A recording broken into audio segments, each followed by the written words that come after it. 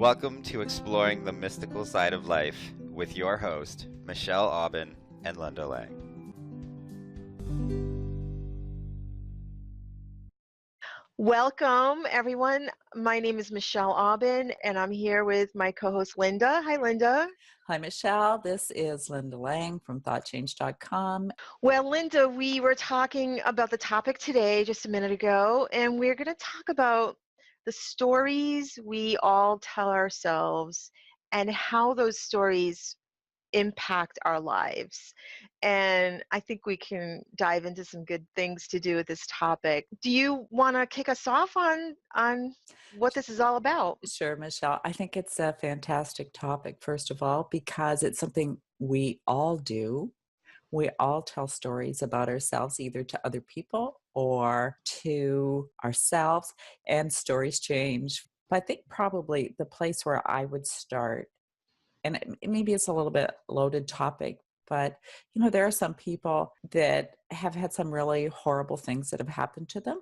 We've both had extremely challenging life situations, and you can grow from those situations. You can evolve, you can become more resilient, find your strength, find your path even through them. Or you can keep labeling yourself as a victim or as something bad that happened to you.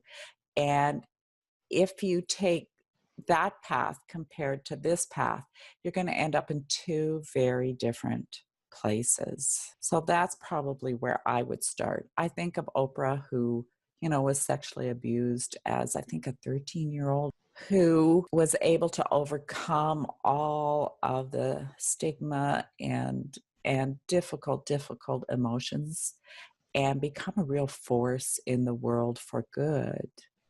She could have said, woe is me, this is what happened to me, and have that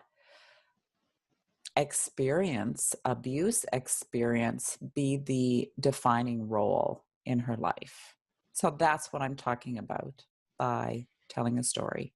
As you're talking about that, I was reflecting on some of the things I've gone through, and we don't know if she went through a period of that woe is me, I'm a victim. We don't know that. She may have gone through a period of time where that was predominantly how she reflected on what happened. And then at some point, she shifted to a different story of empowerment.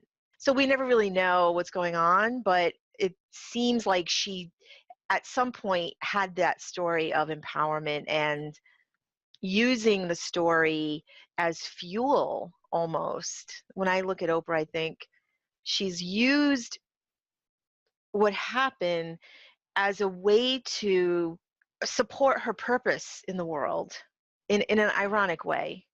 Well, it's that glass half empty, glass half full perception kind of thing, where the circumstances are the circumstances, but how you define them or how you interpret them creates the difference, really. Yeah, it does. I'll share a little bit of my own journey with a long-term chronic illness and a lot of symptoms, physical pain, emotional distress, and being bedridden for days at a time, and just kind of in what I felt like was the prime of my life in my mid-30s, and not what I felt should be happening to someone my age who had all these other things going for me. And my story for a long time was exactly that of, why is this happening to me? Why is my life falling apart? Why do I have to go through this? And feeling confused and just like it was happening to me. And I dwelled in that for a long time. I really did. And there came a point where I did exactly what you're talking about, Linda, where I began to tell a different story because it dawned on me that what I was doing wasn't working to help me in any way. And I knew all of things about law of attraction and how our words and our thoughts create a feedback loop. And I was like, how can I be creating this? I would never create this for myself. So that was the frame I was in for a very long time. I would never create this. This is God doing this to me, or some, whatever force doing this to me. And then I just, at some point, I was like, okay, I'm talking years of this, years. At some point, I was like, okay, um, you got to shift the story you're telling. So I did, and that was the beginning of healing for me. Really, Yeah. really powerful. I think that when people are going through those really difficult times, like you, like me, when I was having Yeah, cancer, it doesn't feel like it's something we've created or hold a responsibility for in any way, shape, or form. It feels like life happening to us, or, yeah, some other force that's out of our control. And, perhaps somewhere down the line, the choices that we made did have an impact on that experience in our life. I know for me, having cancer, like I wouldn't choose that for the world or wish it on anyone else. And yet, years later in my healing, my guidance came through and actually told me that the cause of that cancer was all the resentment I had felt in my life, that my unconscious mind had stored it in that leg. And that's where the cancer happened. And the medical treatment was to have that leg amputated, which I did not do, but instead I had done a lot of personal healing work, released all the resentment and the anger and, all the other emotions underneath all of that.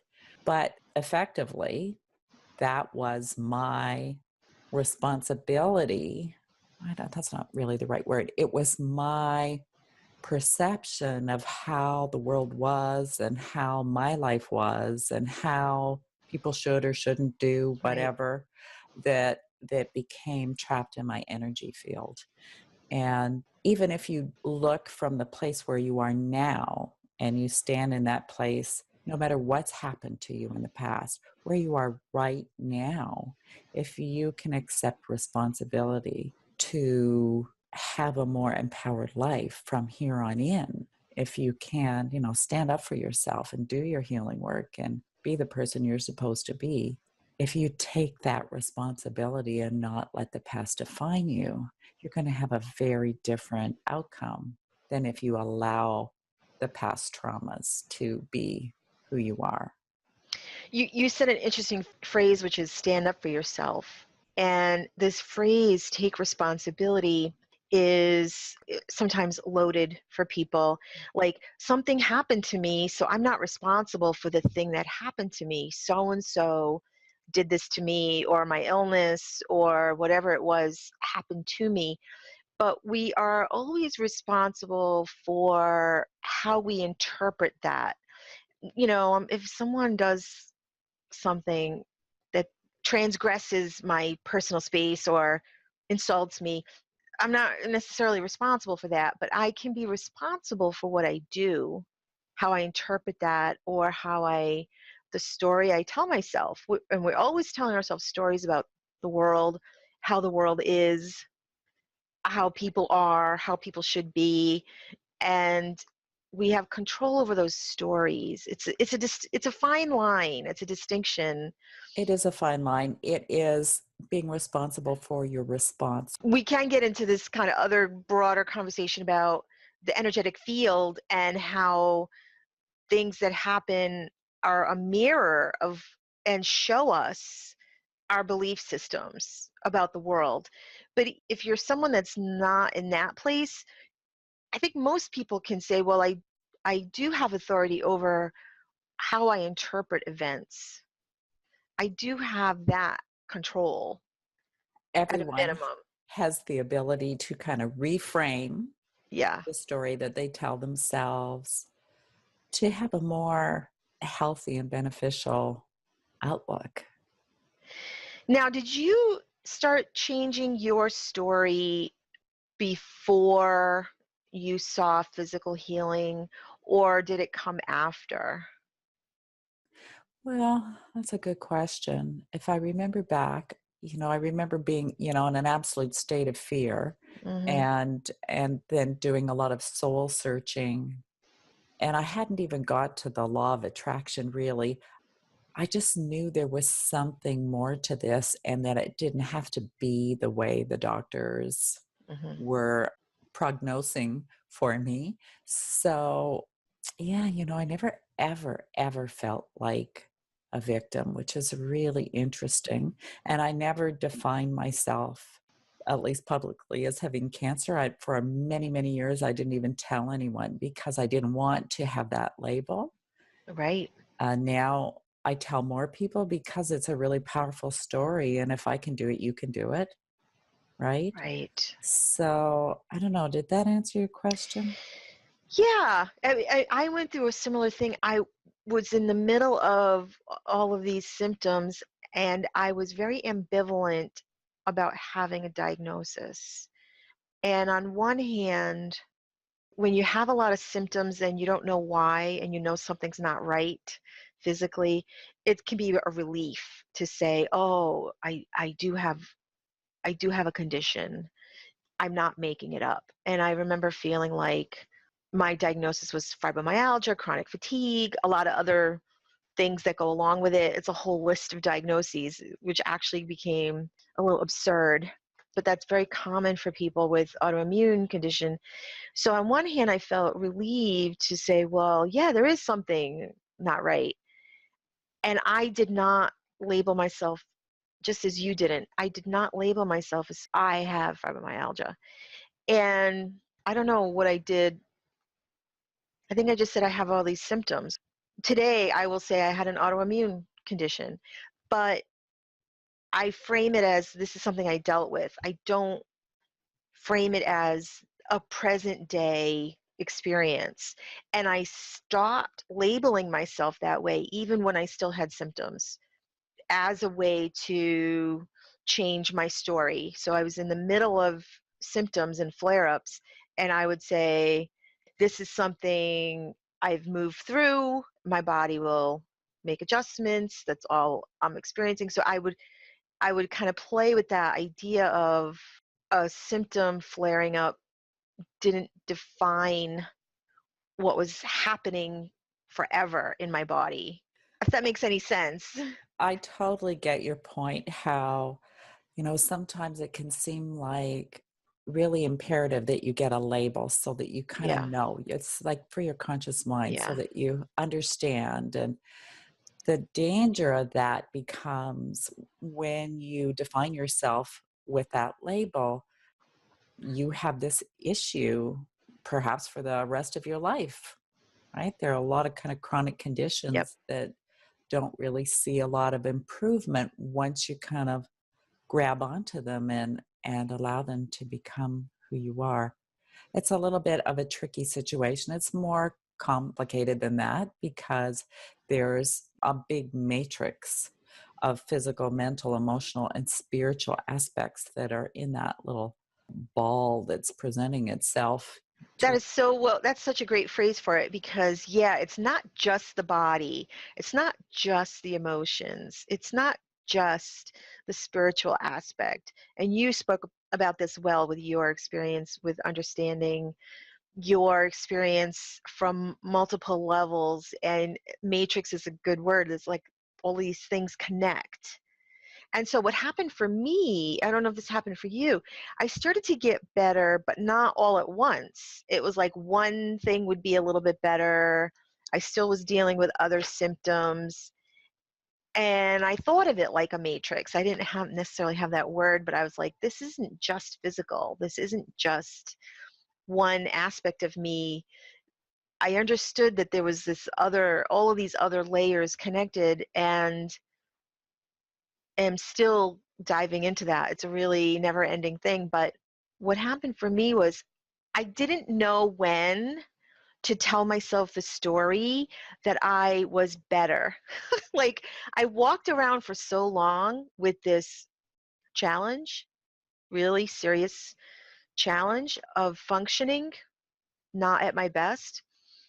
And I remember thinking, like, okay, I'm 50% better, or I'm 70% better in one area, let's say energy, in one area, and maybe not all of them at once. And I remember, like, really with this idea of, when do I tell myself that this is no longer my experience? And I did a future jumping kind of thing where I envisioned my healthy, future, vibrant self. And I had to give myself permission to tell that story of myself before I felt it was true. And to not have to reflect necessarily my day, my daily reality this day that was unpleasant. I had to let myself off the hook from being accurate, telling like all the details of the truth, and say, well, I'm going to tell the story of the day that I envision health, vibrancy, and that's my truth. And I get to tell it now.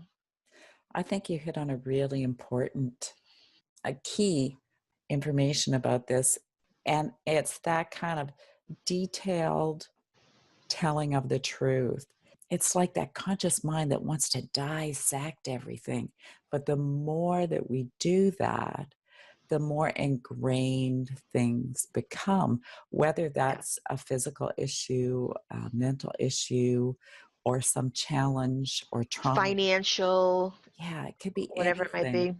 anything. So I think that that's really, really important, to be able to step away from what we see and allow something else to be present. And it really is this idea that what we see reflected, or what we experience in this moment, is showing us our beliefs from the past, because there's a little bit of a gap in what shows up.